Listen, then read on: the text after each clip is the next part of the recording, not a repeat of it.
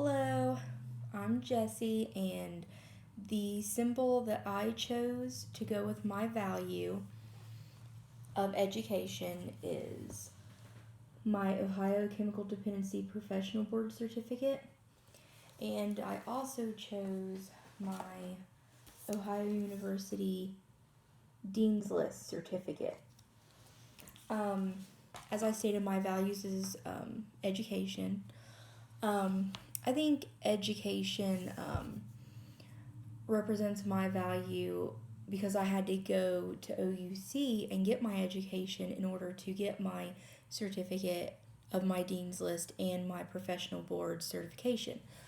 I had to complete my coursework on time. I had to make good grades in order to make the Dean's List. I had to take 15 credit hours in order to make the Dean's List, which was really hard because I had a job and I've been doing my social work major internship along with that, so it's very stressful and time consuming.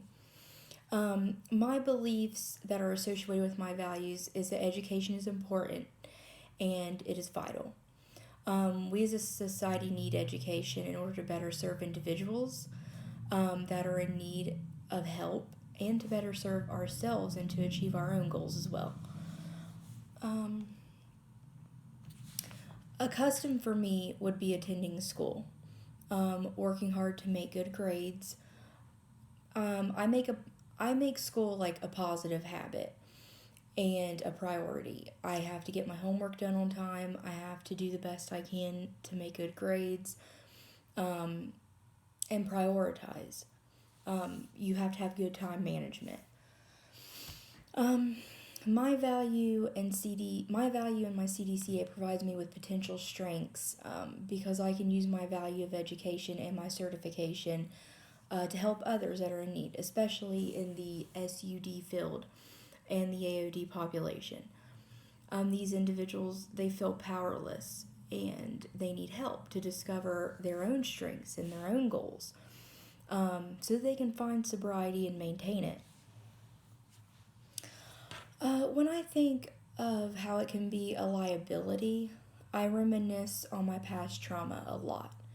I come from a family of addicted individuals. My mother, she was an alcoholic, and my brothers, they're still in active addiction except for one. He found sobriety. He actually, I'm very proud, he works with addicts in woodworking and things like that and teaches them woodworking. But I have a lot of past trauma. And when I think of how it could possibly be a liability, my CDCA and all of that, is that my childhood trauma or depression could come up in a situation while working with a client or anything. So I think that would be a liability as a social worker, mixing my feelings with the job and accidentally placing my personal issues upon my clients when they're in need of my guidance and my services. This is why I need to practice self-awareness, and that is also where education comes in, because it wasn't until I got into the social work program and started doing my social work classes that I actually started learning about self-awareness and values and ethics and things like that. So education helped me, and my value of education helped me, guided me through the whole process. And I discovered through all of that my own personal goals and my own personal values within that program. I believe I would work well with the AOD population because I have experience with addicted individuals because of my family. I feel that I can offer them support and guidance and share my experiences from kind of like the other end of the spectrum. I was the child who came from a troubled background, but I wasn't the one causing the chaos, the mayhem. I was the one on the other end trying to do the right thing and trying to make the best of my life, but I had a lot of obstacles along the way. And because of other people. And a lot of these addicted individuals that I see in this field, they are referred from CPS and things like that. So I kind of look at it like I know what their children are going through, and I feel like maybe I can help them see that by maybe providing my own stories and things to help get them through. And even though substance abuse is not my addiction, I can still relate to these individuals because like my addiction manifests in different ways. I think it really is genetic, and I might not have substance abuse, drug addiction per se, but it manifests in different ways. I also feel that working with the AOD population is a double-edged sword because I can relate to them and help them. However, it can be difficult because of my childhood trauma as well. So, like I said, I think it's a great field to be in. I feel like this field has helped me learn a lot about myself. I feel like my value of education has helped me learn a lot about myself. I was honestly an angry child.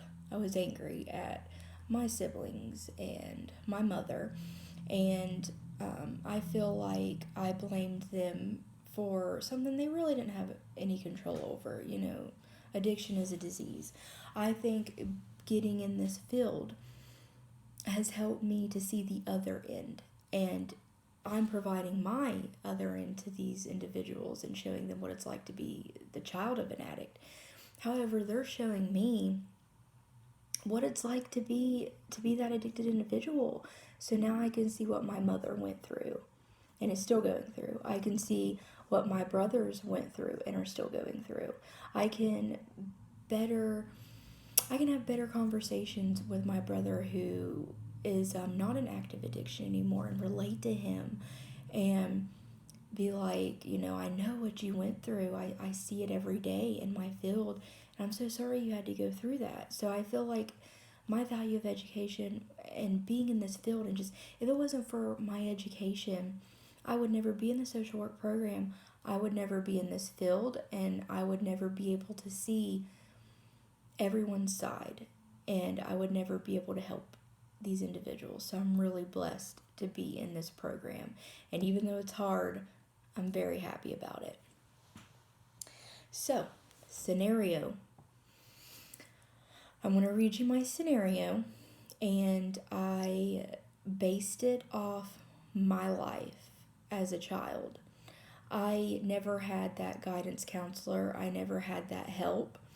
So I feel like this would be a great question for our social work class and a great scenario that I'm about to present to you, because I was never able to present it to anyone or show anyone how I felt or show anyone what I was going through. I hid it growing up.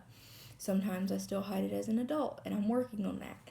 But I feel like I based this scenario off my life, and I feel like if someone comes across this scenario in real life, like as a social worker from our students, then maybe they'll know how to properly deal with it, because I feel like there's probably more people out there, more children that are struggling like I was struggling growing up. So, the scenario is, Tina is a 14-year-old female in her first year of high school who is the youngest of 6 children. Tina lives with her 5 older brothers whose ages range from 15 to 27 and her single mother who is trying to make ends meet while struggling with alcoholism. Tina has never had a positive male role model in her life and has never met her father. In fact, her and her siblings all have different fathers.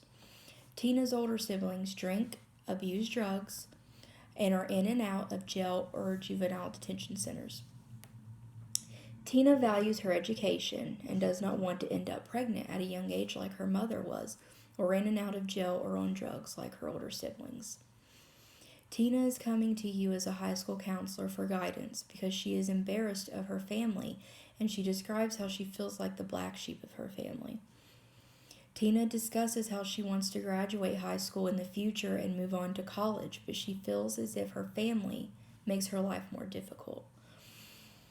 Her mother does not help her with her studies, and she is struggling in math, and she wants to be involved in extracurricular activities, but her mother says that she cannot because she doesn't have the time or transportation to get Tina to these activities. So that is the scenario. The questions that I would have to the senior class that I'm actually interested in, because I was even thinking about that too, like how would I as a social worker be able to help this person if I did not live this scenario? I feel like I probably would know what to say in this situation because growing up I felt like I knew what I wanted to hear. I wish that I had that guidance. I wish I had someone to be there to listen to me because I did feel like the black sheep of the family. I came from a family of everyone drinking and doing drugs, and I wasn't, and I didn't want to. And so I feel like I would probably, hopefully, if I was in that situation, I would know what to say to Tina to help guide Tina because I would know what I would want someone to say to me when I was that age and struggling. But the questions that I have for the senior class would be, what advice can you give Tina to help her with her family issues? Are there any resources available to Tina? Because Tina mentioned how she really wants to do extracurricular activities, but her mother keeps telling her, I don't have the time to take you. I don't have the transportation to take you. Like, I can't be there for you like you want me to or you need me to. So is there any resources available to Tina that maybe you could do some case management and services and help Tina find resources within the community? Maybe this is just me throwing out ideas. Maybe there's a big brother or big sister program where those individuals can help Tina.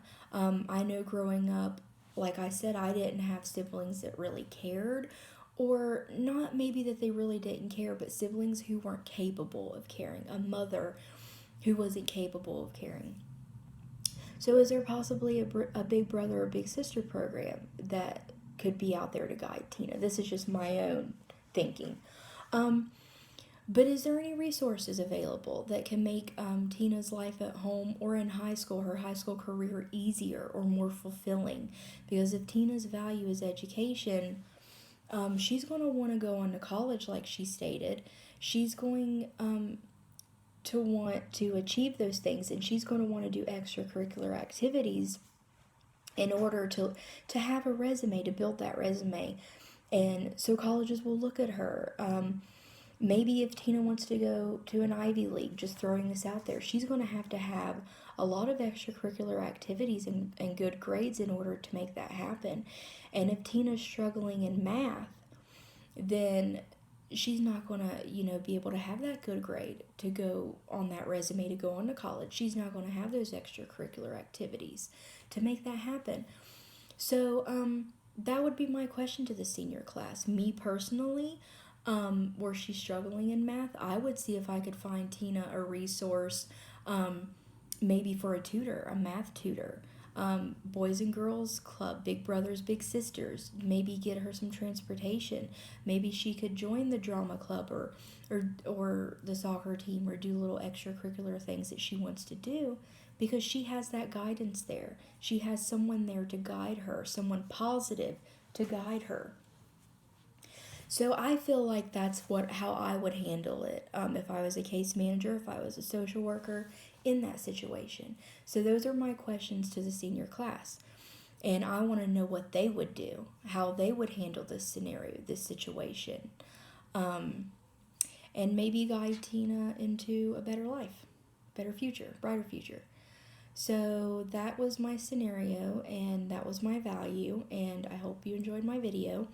And leave comments, and I hope to hear some feedback. Thank you very much. Bye.